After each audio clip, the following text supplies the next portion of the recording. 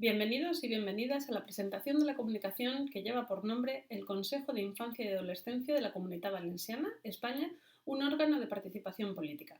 Mi nombre es Sandra García de Fez y trabajo en la Universidad de Valencia, concretamente en la Facultad de Filosofía y Ciencias de la Educación. Uno de los temas que me interesan académicamente es el de la desafección política y, por ende, el de la participación ciudadana en los asuntos públicos.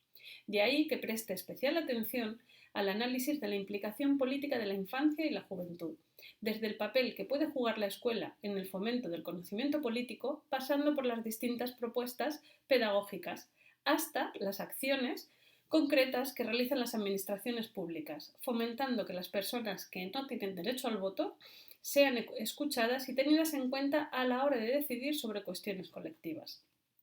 Si miramos al pasado, la educación democrática tiene una importante trayectoria histórica. Entre ellas encontramos a los autores como Dewey, Freinet, Tillich. Sin embargo, no es suficiente con convertir el aula en una pequeña sociedad, en la que niños y niñas ejerzan algún tipo de control, porque nunca es absoluto, sobre los asuntos concernientes en el día a día escolar. La complejidad del funcionamiento de las sociedades actuales requieren que esas prácticas políticas participativas tengan hueco y eco en las instituciones públicas a diferentes niveles, desde el nivel local hasta el nivel internacional, de manera que los y las jóvenes puedan implicarse en asuntos que afecten al conjunto de la sociedad. Son bastante conocidos proyectos como el de la Ciudad Educadora, del psicopedagogo italiano Francesco Tonucci, así como los consejos de niños y niñas a nivel municipal. Ambas propuestas están asentadas en localidades de todo el mundo, como puede comprobarse fácilmente consultando las páginas web de los ayuntamientos. No hay investigaciones, sin embargo, que permitan conocer el funcionamiento real de estas entidades y la medida de la incidencia de las contribuciones que hacen sus miembros en los cambios y mejoras de la realidad más cercana, es decir, hasta dónde llega la voz y las propuestas de los niños, niñas y jóvenes en las políticas municipales reales. Estas iniciativas, sin embargo, son verdaderos motores de dinamización de la vida municipal, incluyendo también a quienes nunca son consultados. No por ello se requiere también de un mayor respaldo y más recursos por parte de los gobiernos autonómicos y central, en el caso español, para que esas vías de acceso a la política activa vayan más allá de una representatividad con un valor más estético que real. Siguiendo esta línea, en este trabajo he analizado un organismo recientemente creado por el Gobierno valenciano, que busca consolidar dicha colaboración de manera que no sea sometida a los vaivenes de los partidos políticos o en las elecciones o la falta de implicación por parte de las entidades que deben fomentarla. El Consejo de Infancia y Adolescencia de la Comunitat Valenciana, creado por la Ley 26/2018 de Derechos y Garantías de la Infancia y la Adolescencia y desarrollado posteriormente por el Decreto 60/2021 de 14 de mayo, cuenta con un recorrido muy breve hasta el momento. Si bien esta comunicación es de carácter más analítico en el ámbito legal y educativo, creo que es interesante dar a conocer cómo y por qué se crea este consejo y en un futuro, con otras investigaciones, validar o no su funcionamiento analizando qué acciones y qué resultados se han obtenido. Dentro de los Objetivos de Desarrollo Sostenible, los conocidos ODS de la Agenda 2030, el objetivo número 16, denominado Paz, Justicia e Instituciones Fuertes, contempla entre sus metas la necesidad de adoptar medidas inclusivas que garanticen la participación y la representación de la ciudadanía en los asuntos del bien común. Dotar de mayor transparencia a los poderes legislativo y ejecutivo pasa necesariamente por permitir y alentar la presencia de la ciudadanía en el proceso decisorio y su desarrollo posterior. Los ODS son recogidos en la Estrategia Valenciana de Infancia y Adolescencia, que fue ratificada el pasado año, el 2021, y que contempla acciones para los próximos años hasta el 2026. En esta estrategia se trata de superar las consultas puntuales y únicamente informativas que se venían haciendo a la infancia y juventud, de manera que puedan contar con un rol más relevante y activo desde incluso la misma detección de dificultades y necesidades de la comunidad a la que pertenecen. La misma elaboración de la estrategia se aprobó tras un proceso de labor colectiva que se inició con el desarrollo de la Ley del 2018 que versa sobre los derechos de los niños y niñas y jóvenes valencianos. En marzo de 2019 se dio a conocer un informe que fue llevado a cabo por una consultora que permitió un diagnóstico de la infancia y la adolescencia a nivel autonómico. Paralelamente, se realizaron encuentros entre los consejos municipales de infancia y sus representantes, recogiéndose unas 98 propuestas, algunas de contenido normativo que fueron incorporadas en el texto legal y otras que formaron parte de la estrategia y de los programas municipales de actuación. Como se puede apreciar, el proceso de redacción de la estrategia ya es un ejemplo en sí mismo de representación e intervención por parte de los niños, niñas y adolescentes valencianos.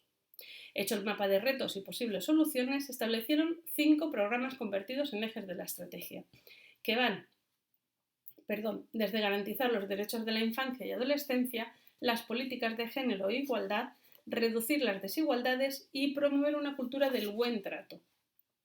El cuarto programa, que es el que nos interesa, incide en la participación social de la juventud, de manera que la misma estrategia incorpora una serie de retos y actuaciones a cumplir que se derivan del objetivo central, es decir, crear mecanismos con presencia infantil y adolescente de carácter estable, y remarco estable por lo que he comentado anteriormente, que permitan una estructura sólida que perdure en el tiempo y sea concebida como imprescindible en los ámbitos de decisión política. La fundación del Consejo de Infancia y Adolescencia Valenciano sigue justamente la hoja de ruta marcada para garantizar la apertura y transparencia de las administraciones públicas. En la Ley de Derechos y Garantías de la Infancia y Adolescencia de 2008, citada anteriormente, se recoge la propia creación del Consejo de Infancia y Adolescencia a nivel autonómico, concretamente en el artículo 182, donde se define, y cito, como un lugar para que niños, niñas y jóvenes sean escuchados colectivamente en los asuntos que les conciernen. Y yo añadiría incluso en los que no les conciernen directamente, pero como futuros personas adultas también va a tener una incidencia directa en su nivel de vida y en su vida colectiva. En el posterior decreto se explicita las indicaciones para crear este consejo, elegir a los miembros, dotarlo de contenidos y establecer las indicaciones precisas para su puesta en marcha. ¿Y qué funciones debe desempeñar este consejo? Realmente son las funciones que desarrolla cualquier organismo consultivo que es escuchado e interpelado por las administraciones. Hacer propuestas para impulsar los derechos de los y las más jóvenes a los órganos de la Generalitat, transmitir a las administraciones sus opiniones sobre temas relevantes y de actualidad, participar en la elaboración de la estrategia valenciana, como así ha sido, y ser consultados sobre leyes, planes y programas que les afecten directamente. Es decir, pasar de ser objeto de las leyes y las iniciativas públicas a ser sujetos también en la propia redacción y desarrollo de esas mismas normas y leyes. El Consejo se constituyó el pasado marzo de este año, es muy reciente, y a continuación describo quiénes forman parte de él. Es interesante también ver cómo la distribución del Consejo se rige por los principios de inclusión y representatividad.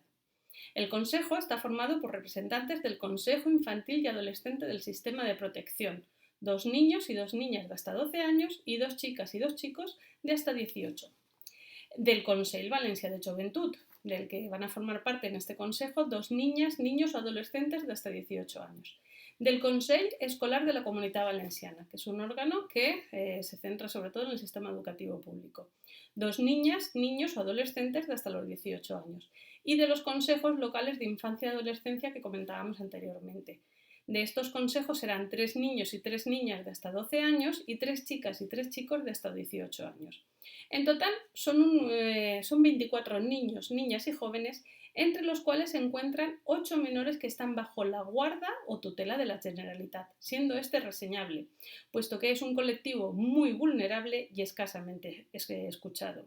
De hecho, dentro de esta misma estrategia, se ha creado también un Consejo Infantil y Adolescente del Sistema de Protección, que lo que busca es hacer efectivo el derecho de quienes se encuentran bajo la guarda o la tutela de la Generalitat, es decir, niños, niñas y jóvenes que no están con sus familias, que están en algún centro o en algún recurso público, y se les da también la posibilidad de participar de una forma activa en la detección de necesidades, de problemas y las soluciones o las opciones para intentar solventar esos problemas.